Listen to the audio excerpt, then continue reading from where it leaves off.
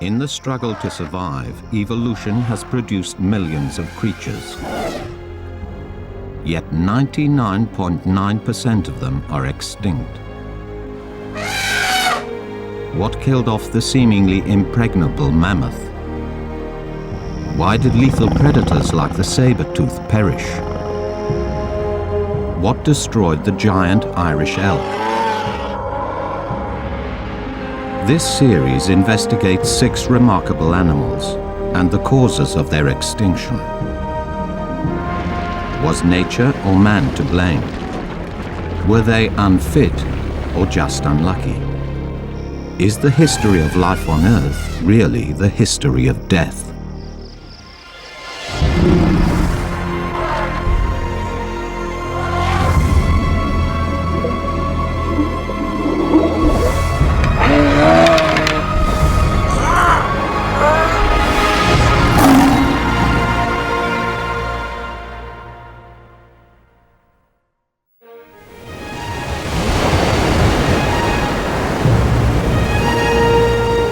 In September 1598, the crew of the Dutch East Indiaman, the Amsterdam, was saved from certain death.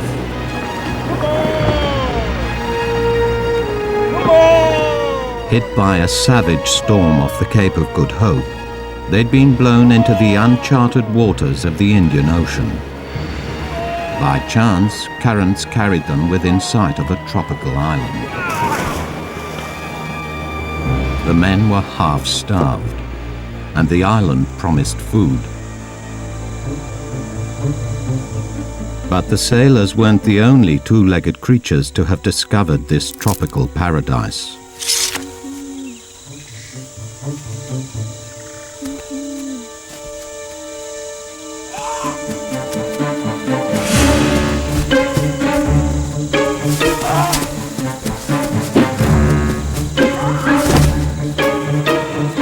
The Dutch encountered an extraordinary creature. They called it Dodassen, the fat ass. Within 80 years it would be gone forever. We knew less about it than we did about the dinosaurs. Until now.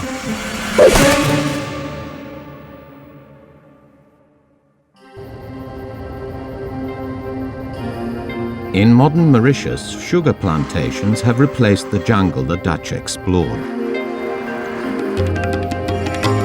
Tourists relax where the dodo once lived. But paleontologist Julian Hume is no tourist. He's here to discover what the dodo was like and what happened to it. The problem is, despite its fame, there is very scant evidence. Only a handful of rough sketches of living dodos were made.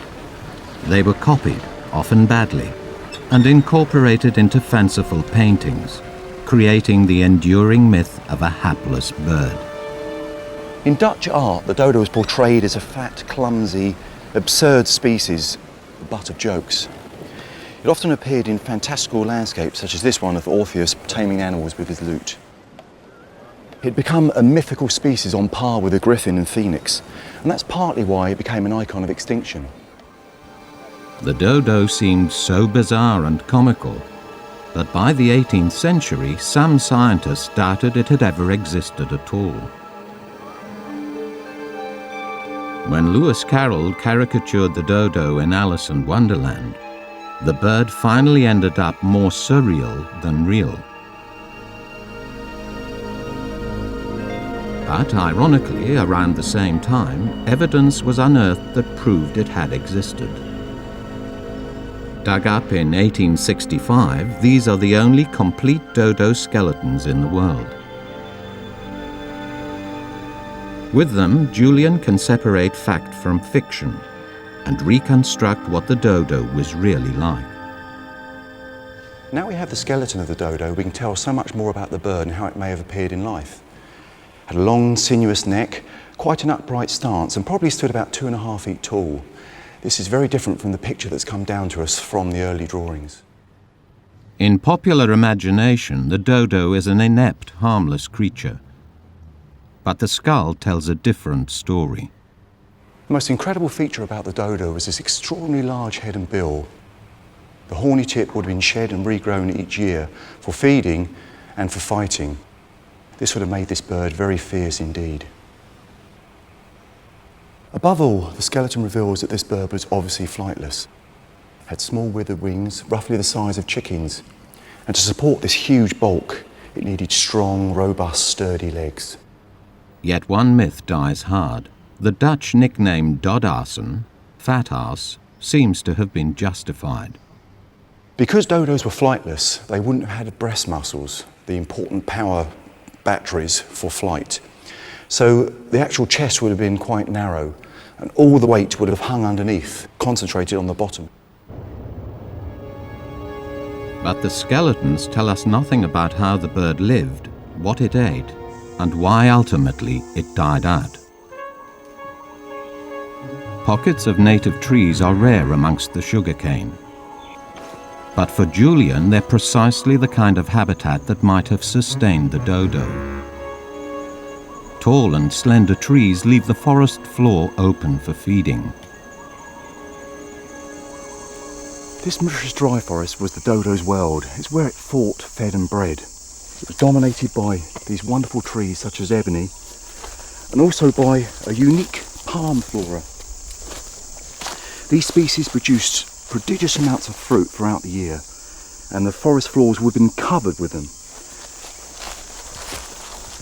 Species such as hurricane palm, screw pines,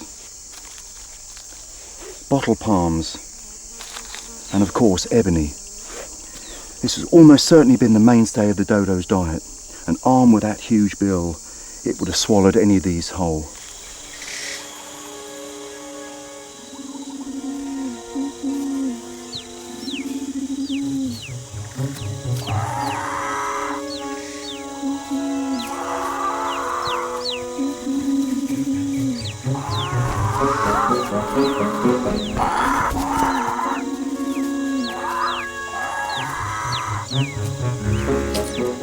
The dodos are constantly on the lookout for fallen fruit, pouncing on it before competitors arrive.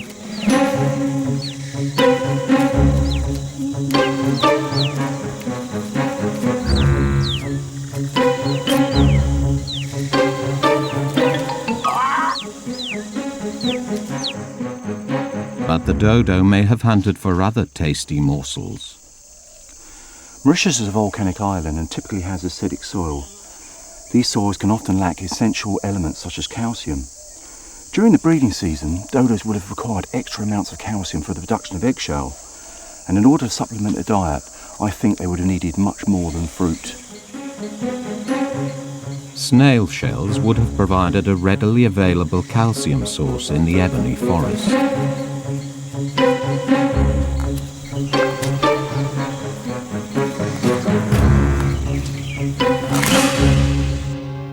All the evidence is helping to overturn the traditional view of the clumsy dodo. But this is only the start. Until this year, no one was even sure what kind of bird it was. Could it perhaps be a type of ostrich or vulture? The remarkable journey of one particular dodo is the key to solving this mystery. Back in the 17th century, reports of the dodo captured the imagination of Europeans. Dodo mania meant live specimens would fetch high prices, and the Dutch tried to ship them back to Europe. One made it all the way to London, where it was kept as a popular attraction, visited by the diarist Sir Hayman Lestrange. It was kept in a chamber and was a great fowl bigger than the largest turkey cock, but stouter and thicker and of more erect shape. The keeper called it a dodo. When it died, this dodo was stuffed and brought to Oxford. Unfortunately, in 1755, a spring cleaning museum curator threw most of the moth-eaten specimen away. By chance, the shriveled head and one leg were saved. Today, this is the only dodo skin tissue left in the world. Its lucky survival offers an amazing opportunity. Scientists can at last identify what type of bird the dodo actually was.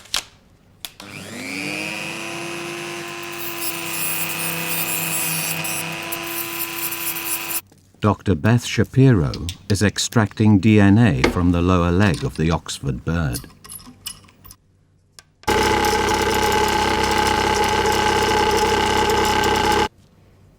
It's wonderfully exciting to be able to use DNA techniques to solve a question that's been plaguing naturalists and ornithologists since the dodo was first discovered. With the DNA that I managed to extract from the leg, I was finally able to confirm that the dodo is in fact a pigeon. The dodo is not a separate group at all, in fact belongs in the middle of the pigeons. But that isn't the only surprise.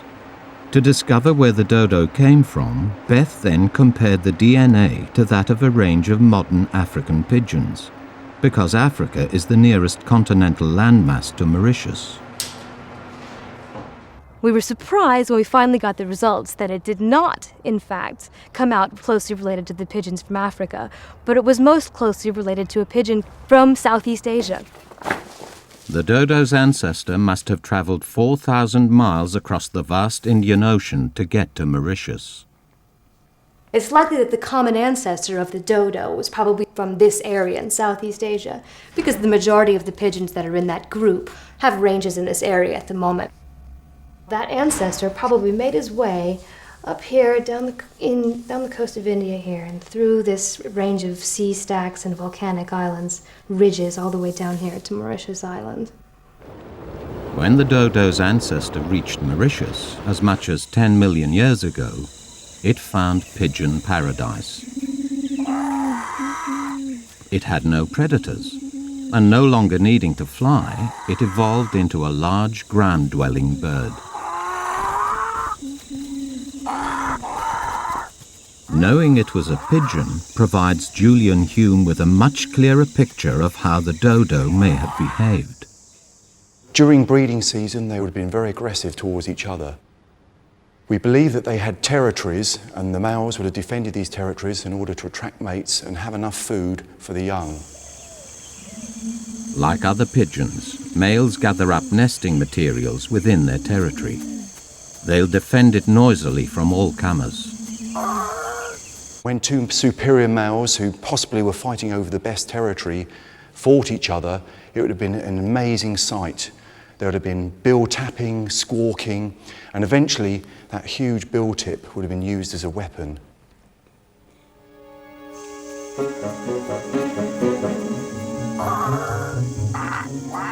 Males could do a lot of damage, but this time the newcomer relents. A female is attracted by the commotion.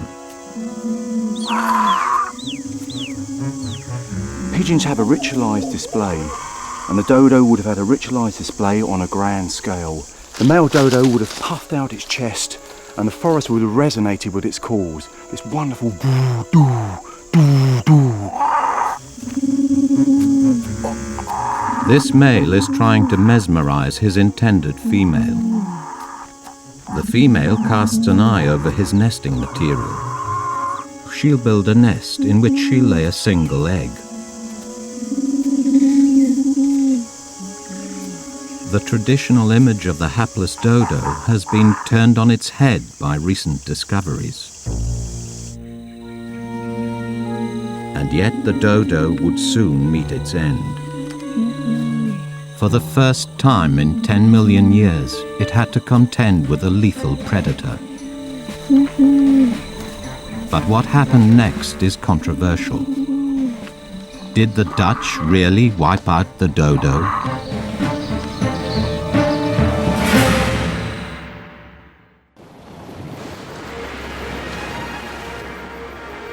In 1662, 64 years after the Dutch discovery of the island, A German called Volker Iversen was shipwrecked on Mauritius. He walked the length and breadth of the island but saw no dodos. Hungry and weary, he wandered across to a small islet cut off at high tide.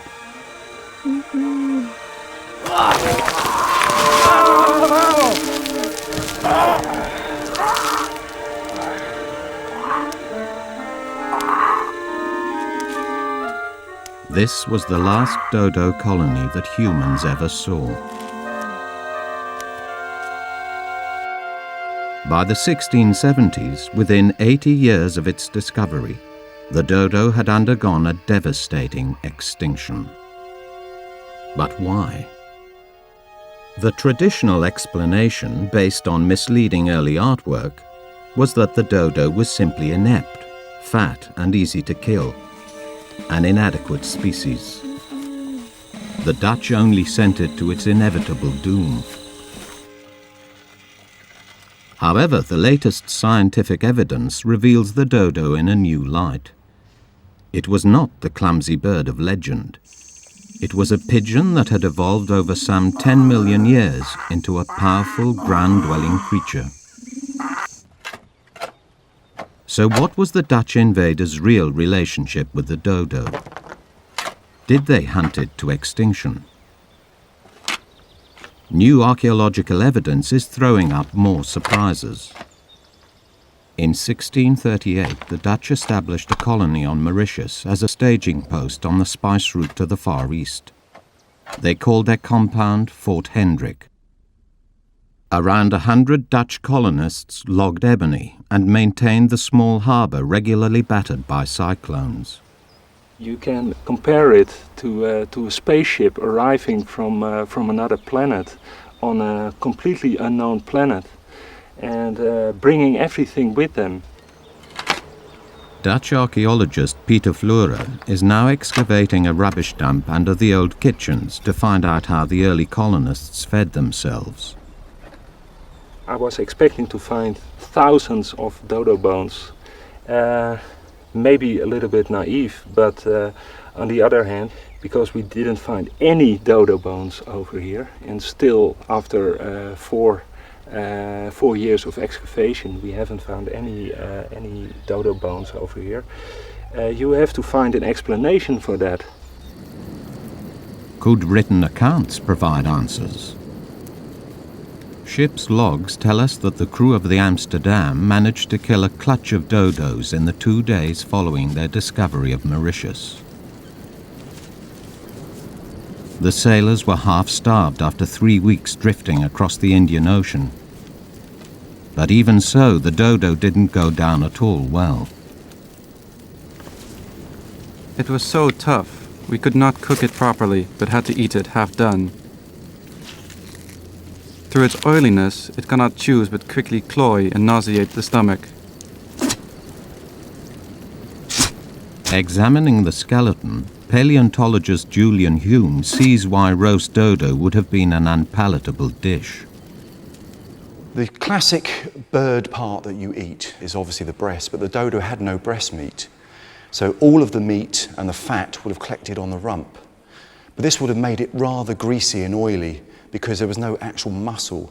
The legs would have been very muscular, but as the birds aged, they became very sinuous. And so you can understand why these early Dutch sailors did not like to eat them. Not only did the dodo make a poor meal, it could be awkward prey. Ship's logs describe tussles between sailors and aggressive dodos. They stressed the bird could defend itself. They are superb and proud, very jaunty and audacious of gait.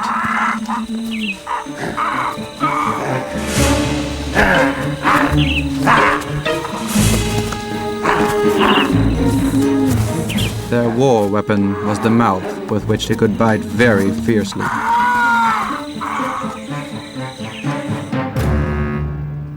So the case against the Dutch as perpetrators of extinction is looking suspect. If the Dutch didn't prize dodo as food, what else could explain the dodo's disappearance? There's a vital clue in the account of the shipwrecked Volker Iversen. When he stumbled across the last dodos, it was on an islet to the east of the main island. It could only be reached at low tide by wading through the shallows. This means that someone or something had driven the dodo off the mainland to this islet. Evidence emerging back at Fort Hendrick suggests what that may be. Peter Fleurer may not be finding dodo remains, but he is frequently digging up other non-native animal bones. We find so many bones, tens of thousands of bones of non-indigenous species. The Dutch introduced all kinds of animals and plants they thought were useful for new ships coming in, like goats, like pigs. You can imagine that it must have brought quite some harm to the island, the introduction of all these strange animals. Some of them broke loose, raised their young in the wild. The forests were being invaded by these animal escapees. The dodo had to cope with new competitors, and in one important way, it was peculiarly vulnerable.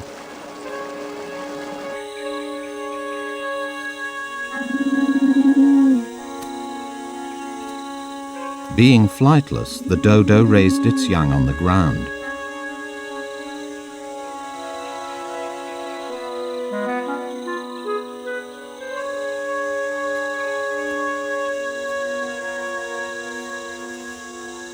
Julian believes the dodo was a victim of its own evolutionary success.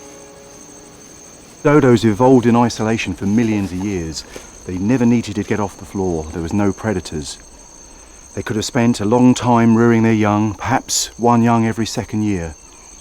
There was no need to propagate themselves in any larger numbers. But then, sadly, pigs arrived.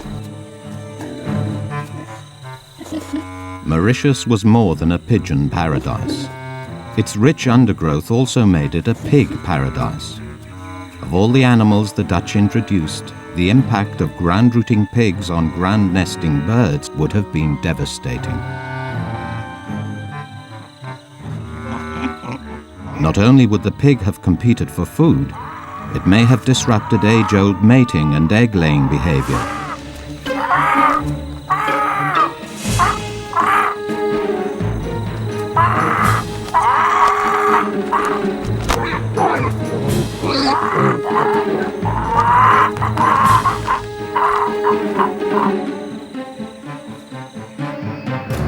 Here at last is a powerful explanation for the catastrophic disappearance of the dodo.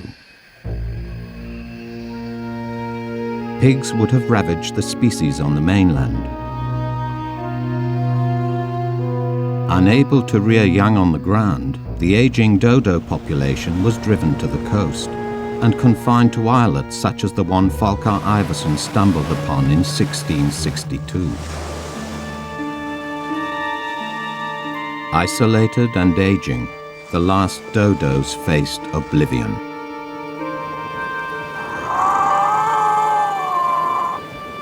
The dodo has this kind of awe about it. It is the extinct species of the world. The term dead as a dodo is often used in reference to it. In fact, this bird was a superior species, perfectly adapted to its environment.